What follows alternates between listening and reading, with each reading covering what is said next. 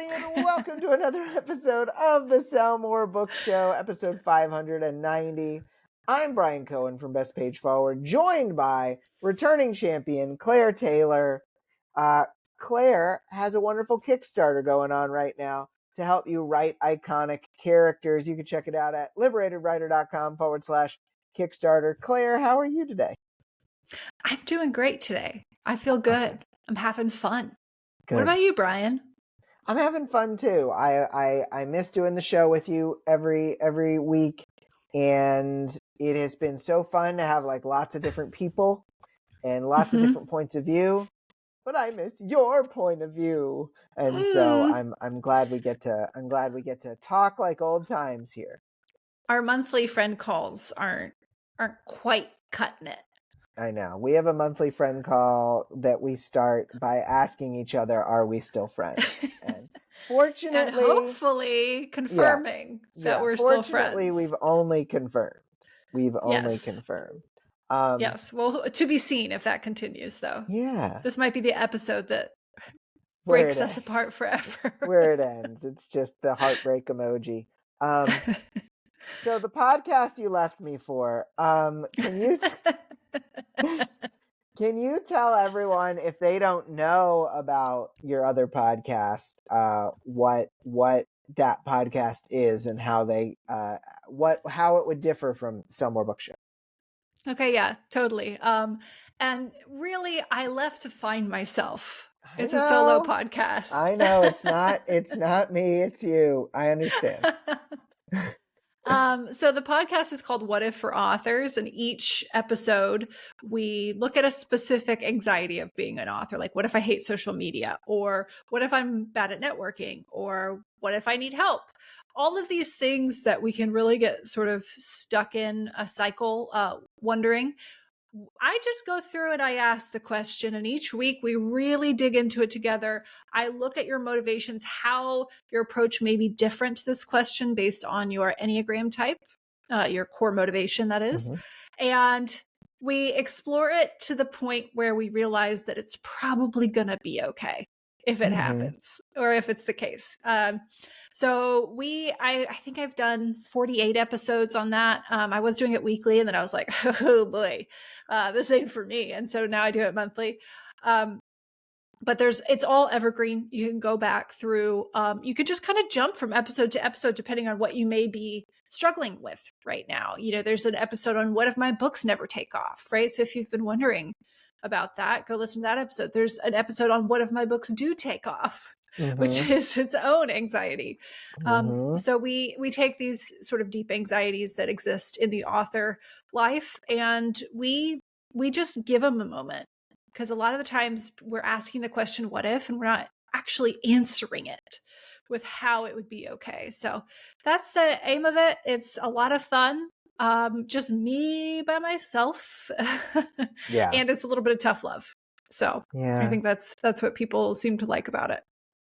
And I think that's one of the things that people like about you in general, is that they know you're not going to like try to sell them on something or some kind of method, some kind of whatever. You are going to tell it to them straight, and they appreciate that. Most of them do. Well, not all of them, and we've had words about a couple of them who are in that situation where they just can't take it. But we don't have to talk about those people now.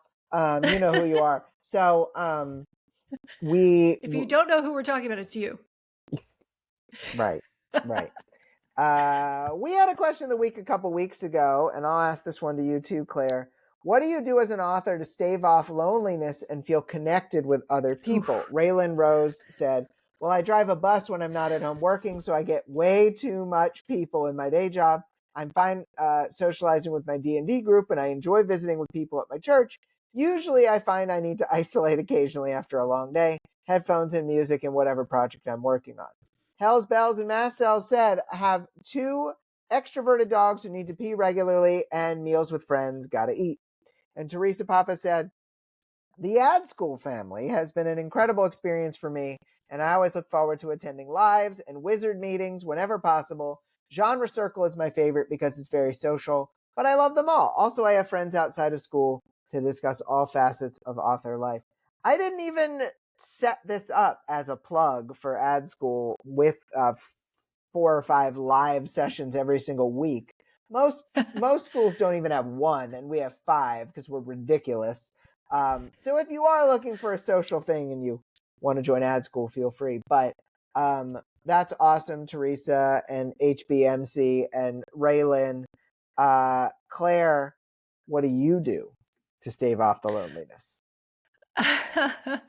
Well, Bryan, I think I write books and make up friends to stave off the loneliness first and foremost. Tell me But more. no, when I feel that sort of that longing, that deep loneliness kind of start to creep in, I do the opposite of what my impulse is, and instead of closing in on myself, I will say, okay, I'm going to set some time aside. I'm going to reach out to all the people that I care about and just say, hey, how's it going? And I'm going to care about their issues for a little while. Right. And Right. that helps me feel more connected, and it makes me more connected. Yeah, the dogs also help a lot. Pets help. And going to my weekly pottery classes, where even though some days we don't ever, the conversation doesn't really get going, and it's just nice to be around people and doing something. And then some weeks the conversation really gets going, and we can talk. Yeah, we can foment rebellion at the pottery studio. But yeah, so I do a lot of things. Loneliness, I'll just be honest, is a huge force I have to work against in my life. And so I have to take a lot of action. And for some of us, it takes a little extra effort. Yeah, that makes total sense. And I think it's good that you have some of the things that you do to get out of the closing in on yourself. And I think that everybody having something that keeps them from just contracting and contracting and contracting rather than expanding. Look, we want to expand our royalties. We need to expand our social circle. We need to expand. We don't want to contract. So it's awesome that you have some things set up for yourself. Y'all, you can always answer the question of the week at the Sell More Book Show After Party Facebook group or sellmorebookshow.com. Claire, are you ready for a story? Yes, tell me a story. So once upon a time, there was a story called Sometimes You Have to Break It to Make It. What if your efforts to have a consistent routine are hurting your writing? Writers hear it all the time, says author Elizabeth Spann Craig. Establish a consistent routine. Write at the same time every day. Create a dedicated workspace. But sometimes the best thing for your writing is to deliberately break that routine. The key, says Craig, recognizing the signs that it's time for a change. Do you tend to get hung up at the same points in different books? Does your writing seem repetitive or less than creative? Are you often staring at the screen more than writing? Quote, when writing feels more like an obligation than a joy, even on the good days, says Craig, that's when I know a deliberate routine breaker isn't just helpful, it's necessary, end quote. Craig warns that breaking an established routine doesn't mean totally abandoning discipline, but trying new things with the same level of commitment. A few of the new things she's found to work well include shifting your writing time from morning to afternoon to evening, or writing somewhere different. If you typically write at home, writing at the library might help you get out of a rut. If time and location aren't good options, consider trying paper and pen for a while, writing your book out of order, switching up the point of view, or writing a scene from the viewpoint of a different character, even if you know you'll likely rewrite it later. Craig does warn to be deliberate with your changes and not to make them too random. Quote, instead of merely trying something different, decide to write in the evening for 3 days or draft the next chapter longhand. If you try something and don't get anywhere with the approach, note it. Try something different instead of forcing it. Quote, or now at the end of the quote, by trying just one change, I don't know, I'm just winging it here. By trying, I'm actually making this whole story up. I've been reading, it's all improvised. Just kidding. By trying just one change at a time, you can more easily tell whether it works or not and whether it's worth using again when you need it. After each experiment, you'll be able to go back to your regular routine, knowing what tools you have at your disposal when you need them the most. For fans of Elizabeth Spann Craig's tips on how to write more by breaking your routine, check out the link in our show notes. Claire, I mean, a lot of this is about ruts and being in a rut. And a lot of people try to get out of a rut by just working twice as hard on what they've always done. What are the potential downsides of that? Burnout, Bryan. We've talked about that. Yeah, but this is a very common thing. We have something that worked for us. We have a pattern of thinking, feeling, or behaving that works for us. And then the situation changes. Maybe the environment changes, maybe our life situation changes, our energy levels change, but we don't change the pattern. And so the pattern stops being as effective, and we're like, okay, but what if I did more of it? What if I patterned even harder? And then we keep doing that. And then eventually this pattern like just explodes in our face. It just doesn't get us what we want. It's like, we're going to press the accelerator until we're out of gas. And so, yeah, I think this is a really great sort of conversation she has going, because it's not our first instinct to try something new. That's just not how it's going to happen. Like, even people who are like, I like novelty. It's like, but your pattern of liking novelty is still a pattern, right? And so there's, we don't like to try something new, but when we do realize that the thing that's working is not working, and maybe it is time to try something new. I love her approach of create an experiment. You have to experiment with it. A lot of the times we'll want to have a conclusion about will it work or won't it work before we run the experiment. Or we'll jump to the conclusion as a way of protecting ourselves, getting ourselves off the hook for actually trying the uncomfortable new thing. And I like how you the got pain. louder at that part. Oh, did I? Yeah, because you were like, I feel like you've had this conversation before. Yeah, sorry. Whoever's editing this, just dial it down a little bit. Claire's excited.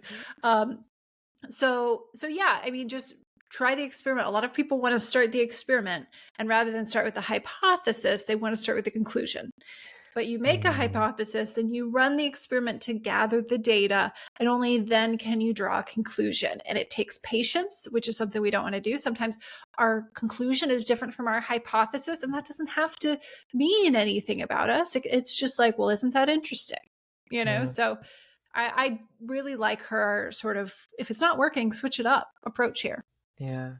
To get into the hot potato wisdom questions here, how would you advise an author who is afraid to change their routine? Yes. The thing is, a lot of the times the change simply will not happen until it's more painful to not change. Right. And so it can be difficult from where I stand to be like, oh, this person's heading for disaster, but they're not going to listen until they hit disaster. Now, some people don't go that far, right? Yeah, some people, based on various things, they'll listen and say, okay, I'll try this. But it's really, if the experiment seems too scary, make it smaller. Yeah. Right? Make it smaller. Don't switch it all up. I like her recommendation of one variable at a time, switching one variable at a time, because you want it to be manageable. We don't want to throw you in the deep end. We don't want to uproot everything, because that's going to leave a person so disoriented that you're unlikely to get a positive result. So if the experiment seems too big, make it a little bit smaller and start there. So you build your tolerance to that fear slowly. And then some people will just say, this is too scary. How do I make this not scary at all? And the answer is you don't. Nope. You can still do something when you're scared. And that's what we call courage, right? If you're not scared when you're doing it, it's not courage. So it's making a decision to proceed with a process before you know how it's going to work, and while you're still scared. And so just reminding ourselves that we can still do something while we're scared. It doesn't, we don't need to wait around for the fear to just, step aside, because it generally won't. I believe this was the Amazon Kids show Pete the Cat, based on the popular book series, that said you have to be scared to be brave. Yes, absolutely. And so notice anytime you're scared, it's an opportunity for courage. Yeah. Love it. Love it. All right. You got a hot potato of wisdom question you can ask me. I'm ready. Yeah, Bryan. How would you deal with someone who says they don't like any sort of routine, but they're also not producing anything? I would say, how do you like them apples? No. How do you like your level of royalties? Like, do you want to keep that? Because if Mm-hmm. you keep doing the same thing, you'll keep making the same. If you keep being kind of like haphazard and all over the place and never sticking to one thing, and you're writing across 7 different series at once, it will be very, very difficult for you to get a foothold anywhere.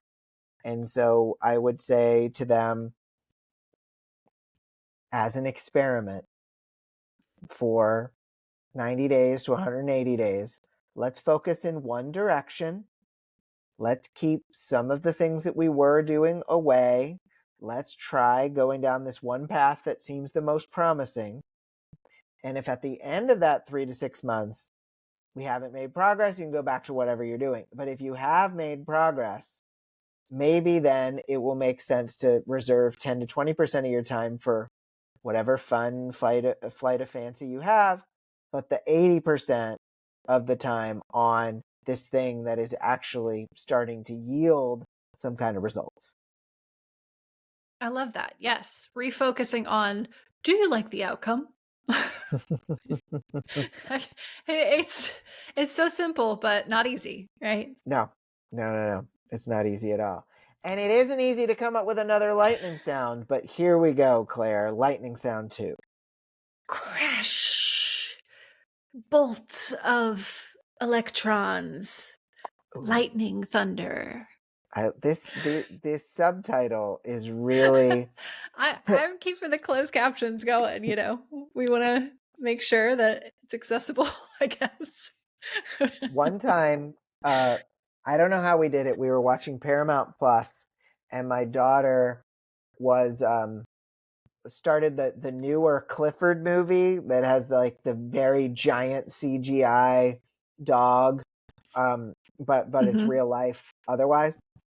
And we had on the setting that was like for the blind, and it was describing like a large dog walks onto the screen, and then you still hear the dialogue, but it's like at the same time they're explaining everything that's on the screen.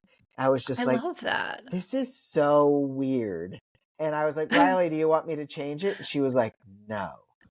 I'm like, I'm so with Riley. she That sounds like a watched fascinating. she watched the whole movie with this mode. I thought it was so cool. Wow. Oh yeah, I didn't know that Netflix or anyone offered Netflix may not, but Paramount Plus did. Okay. All right. Shout Yeah. out Paramount Plus.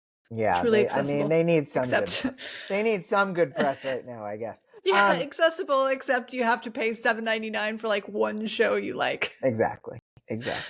So sorry, Paramount. I'm not trying to do an anti-commercial. An anti-commercial. I want to do more anti-commercials on the show.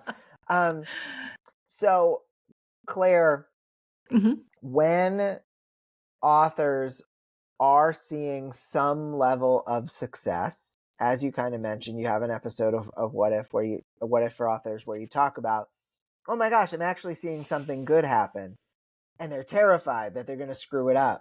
Like, what do you recommend that they focus on?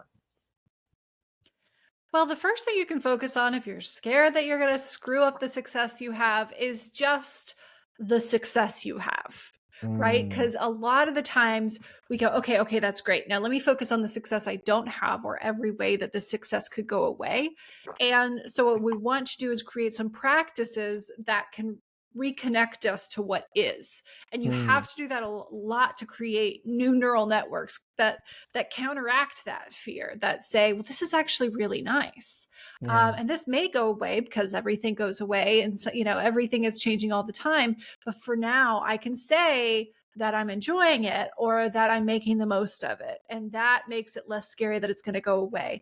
A lot of the times the sort of fear comes from this feeling like you're in an elevator and the cords just snapped, right? It's like this falling out from under you because you expected to feel something when you hit that success, an emotion, a feeling about yourself, and it doesn't come because you weren't cultivating it along the way.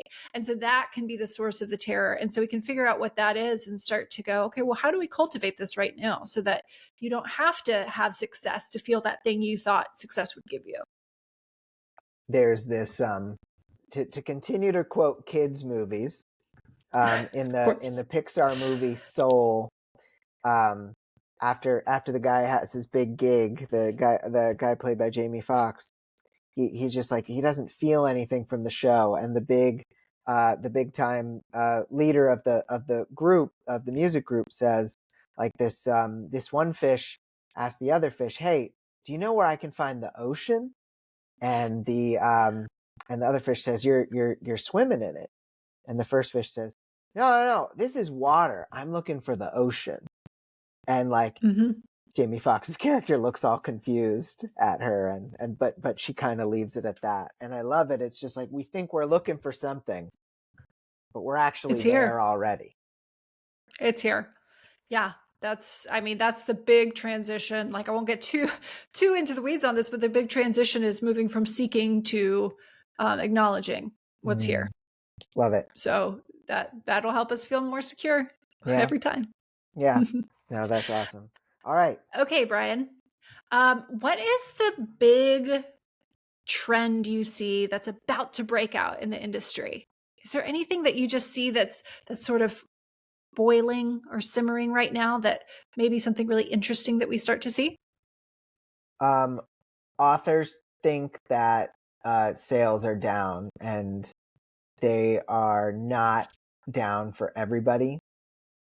And they think that sales are down for everybody, so they're kind of just accepting it.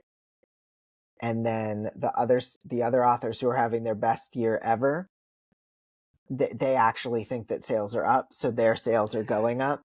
So we're seeing just a lot of perception. Like, even I saw an author who's even been on the show who emailed out to their list, so sales are down and my sales are down. And I saw that email and I was like, well, my sales are up, and I know a bunch of authors whose sales are up. So it's like, why is that happening? Is it that the authors who are kind of giving up on some of their marketing is actually creating room for authors who are still like pushing? Or is it just like literally woo-woo manifesty stuff? Like, I don't know, but it's really interesting to watch, because I've seen plenty of authors. Like, I know some authors who been doing this for 5 years. Last year, they were maybe making like $2,000, $3,000 at most per month, who've had multiple like $9,000, $10,000 months this year without like going and putting out 20 books or whatever. They just keep marketing. And that, I think, is the biggest breakout trend, is realizing if everyone is saying sales are down, that might not actually be true. Yeah, this was something that I said and you corrected me on. I was having a low moment earlier in the year, and I said it, and you were like, now don't go there. We're not saying that. We don't know that. And that was really helpful, and kind of helped me reset and go, okay, well, what can I do to get my sales done going right now? It doesn't matter what the industry, what can I do? And that's the beauty of the Enneagram Type 3, Bryan. You're like, failure? What are you talking about? There's no failure. Yeah. You just haven't figured out a way yet. So yeah, it's true. It's easy to fall into that. It's easy to fall into that almost nihilism. But definitely giving up, and just remember, you can do something. There's something you can do. Yeah. What is it? 3 with a strong 2 wing, Claire. So, which is why I helped you. But also because we're friends. So, Claire, if you had your ideal author day based on your current life, with your current, situation with husband and dogs and what you like doing, what would your dream author day look like? I would start work at about 9 a.m. After a long, breakfast, coffee, maybe reading a little bit. Then I would write for a couple hours with breaks in between to go play fetch with Bo in the backyard because he demands it. He's a working dog. And then I would just do a couple hours, and then I would get up and I would maybe have some lunch or go to the gym. I have to work out a lot now, so I'm lifting heavy and it's fun. So I'd go to the gym. I would take the dogs for a walk. I would go back to my computer, answer some emails, do a little bit of marketing, and that would be it for work. And then I would go do whatever I wanted. And Bryan, that's kind of what I've been doing for the last month. Great. It's really nice. I'm not gonna lie, I had to be forced into it with the dogs, but here I am, and it's working for now. It won't always be that way, but it's nice. Things always shift. Awesome. Great answer. All right. One more question for you, right? One for me, and then I'll get you with the last one. Okay. If an author came to you and said, I have too much to do, where would be the first place you'd start asking about their routine or their process to figure out what they could cut? First thing, what are you doing that you hate that isn't producing any results? Second thing, what are you doing that you hate that is producing results? Maybe we can outsource that. First thing, you could ditch, of course. Maybe we can outsource what we hate but is getting results. What do you love that is getting results? And then what do you love that isn't getting results that you still want to make some time for sanity? And so this is something I've kind of referred to as the love, like the joy sales metric matrix. It's if you hate doing it and it's producing no results, it's a no-brainer. Maybe you've been doing it just because you've always done it, but usually those things can go, and we are usually doing a lot more of those things than we think. And so that's the first thing to look at, and then we can go look at some of the other boxes of those 4 boxes of my very complex matrix, and we can kind of go from there.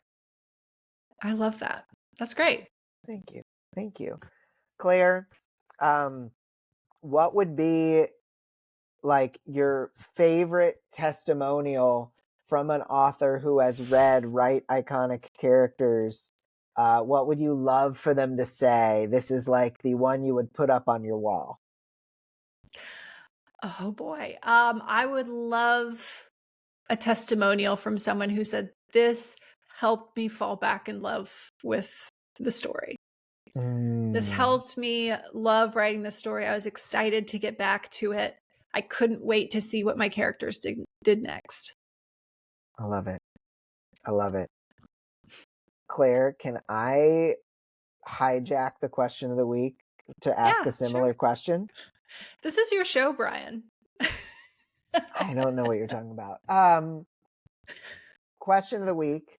What would your best 5-star review ever say? What would your favorite best 5-star review of your favorite book that you wrote say? You can answer that question of the week over at the Sell More Book Show After Party Facebook group or the crypt that is sellmorebookshow.com. Claire, do you have any final words of wisdom you want to share? Remember, everybody, go to liberatedwriter.com/Kickstarter to shower Claire with money for just to shower me. Wonderful reviews. She's been doing a lot of pottery. She really needs a lot of pottery, a lot of time in the gym. If it hits 20,000, I'll take a shower. How about that? Ooh, good stretch goal. Claire, last words of wisdom you want to share? I'm just so glad that you keep this show going, Bryan, for so many people. It's been a center point for a lot of authors meeting each other, getting to know each other, and a point of community. And I think that's more important now than ever, maybe. So I just want to say Way to go. Good work, Bryan.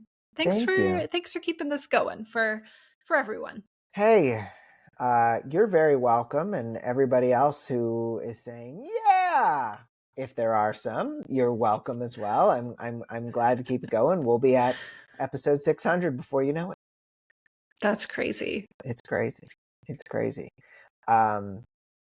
So thanks, Claire. I'll take that. I'll harness that for sure. Thank you for being on the show these last 2 weeks. I appreciate you. Oh, it's my pleasure. Glad to be Yeah. back. Sad to leave. I know. Sorry. See ya. Bon voyage. I just fade into the distance. Oh, goodbye. Goodbye. You're so small now. We will be back next week with another wonderful guest co-host. So for Claire, I'm Bryan. Have a great week of book selling, everybody. And we'll talk to you next week for episode 591. Bye. Bye.